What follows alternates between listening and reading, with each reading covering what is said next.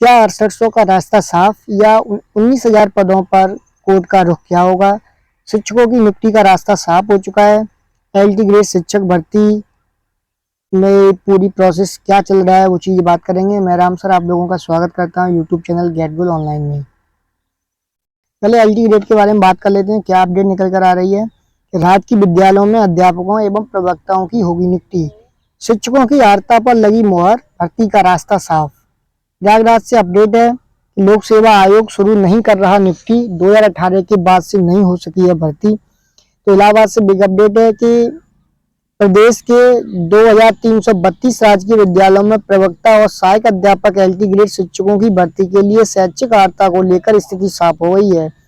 शैक्षिक अर्हता तय करने के लिए 26 अप्रैल को गठित 5 सदस्यीय कमेटी ने विषयवार पदों पर चयन के लिए निर्धारित शैक्षिक अर्हता और समकक्ष अर्हता पर विचार करते हुए अपनी रिपोर्ट शासन को भेज दी है। शासन की मंजूरी मिलने के बाद उत्तर प्रदेश लोक सेवा आयोग शिक्षक भर्ती की प्रक्रिया शुरू करेगा। राज्य के विद्यालयों में सहायक अध्यापक एलटी ग्रेड के 10,768 पदों पर भर्ती के लिए 2018 में विज्ञापन आया था, जिसमें कि 2,500 से अधिक पद रिक्त रह गए थे। इस समय राजकीय विद्यालयों में सहायक अध्यापक एलटी ग्रेड के स्वीकृत 19,300 पदों में से 6,365 और प्रवक्ता के 9,463 स्वीकृत पदों में से 3,957 पद खाली हैं। लोक सेवा आयोग की रिक्त पदों की सूचना मिलने के बावजूद अर्हता तय नहीं होने के कारण शिक्षक भर्ती की प्रक्रिया शुरू नहीं हो पा रही है।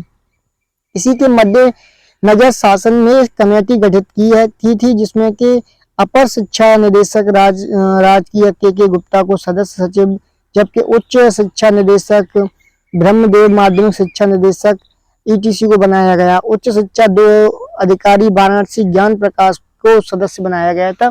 तो यहाँ पर कंप्लीट प्रक्रिया हो गई है, अर्हता लगभग तय हो गई है और नियुक्ति का जो रास्ता है वो भी क्लियर हो गया है।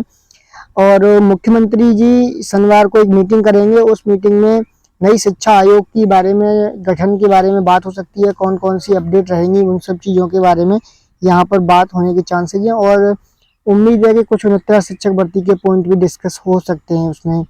अब जान ले लेते हैं कि जब से 69 शिक्षक भर्ती का ऑर्डर आया है ऑफिशियल सुनवाई के बाद में, तो ये ऑर्डर आया हुआ है। आप लोग देख सकते हैं कि यहाँ पर पूरा का पूरा high court of judicial at Allahabad Lucknow bench के कोड नंबर 2 में स्पेशल अपील जो हुई थी उसमें क्या विशेष बात रही है, उसका हिंदी का भी आप वर्जन आप लोग देख सकते हैं कि हिंदी में क्या आया है निर्णय में। और ये सब चीज़ें आप लोगों ने ऑफिशियल आदेश टेलीग्राम चैनल वगैरह पर पढ़ लिया हो, नहीं है टेलीग्राम ग्रुप को ज्वाइन कर लीजिएगा हमारे को, वहाँ से आपको मिल जाएंगे।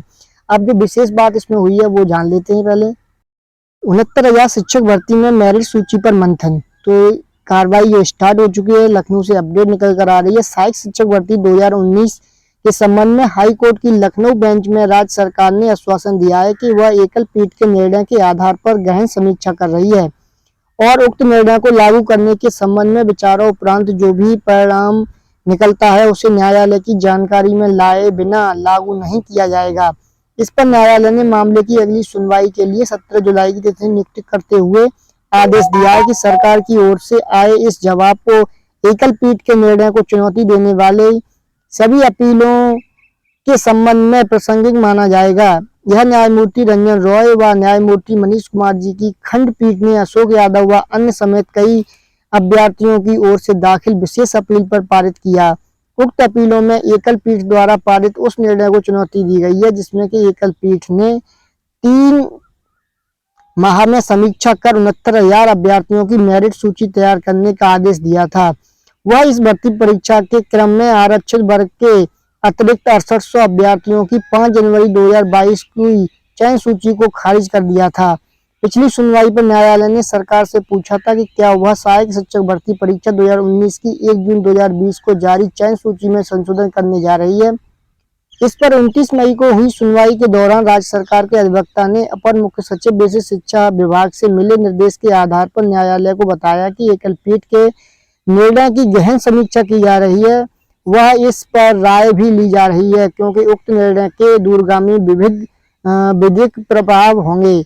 कहा गया कि विचारों उपरांत जो भी परिणाम आता है उसे न्यायालय की जानकारी में लाए बिना लागू नहीं किया जाएगा। तो यहाँ पर जो जज साहब ने स्पष्ट कर दिया है कि जो भी अब लिस्ट की रिव्यू करने की बात जो थी, अगर कोई भी प्रक्रिया में संशोधन करते हैं या जो भी आप लोग अपना मटेरियल बनाते हैं या जिस तरीके से लागू करने जा रहे हैं, उसको बिना मतलब हाई कोर्ट की डबल बेंच में बताए हुए आप लागू नहीं कर सकते हैं। तो यहाँ पर लगभग कोई भी सरकार अब आदेश लागू करेगी या लिस्ट को रिविट करेगी तो उसका भी डाटा क्लियर सरकार को देना पड़ेगा, उसके बाद ही सरकार कोई एक्शन ले सकती है। अब देखना ये है कि लिस्ट रिविट होती है तो अब मोस्टली जो टॉपिक रहेंगे कि किस कैटेगरी की गुणांक कट ऑफ कितनी जा रही है, कितने अभ्यर्थी किस कैटेगरी में चयन हो रहे हैं, ये सारी चीजें सरकार को कोर्ट के सामने स्पष्ट करनी पड़ेगी। तो अभी तक सरकार की तरफ से कोई रुख सामने नहीं आया, जैसे कोई अपडेट निकल कर आएगी सबसे पहले सबसे सटीक जानकारी आप तक पहुंचा दी जाएगी। मिलते हैं फिर नेक्स्ट वीडियो में, तब तक के लिए गुड बाय, टेक केयर।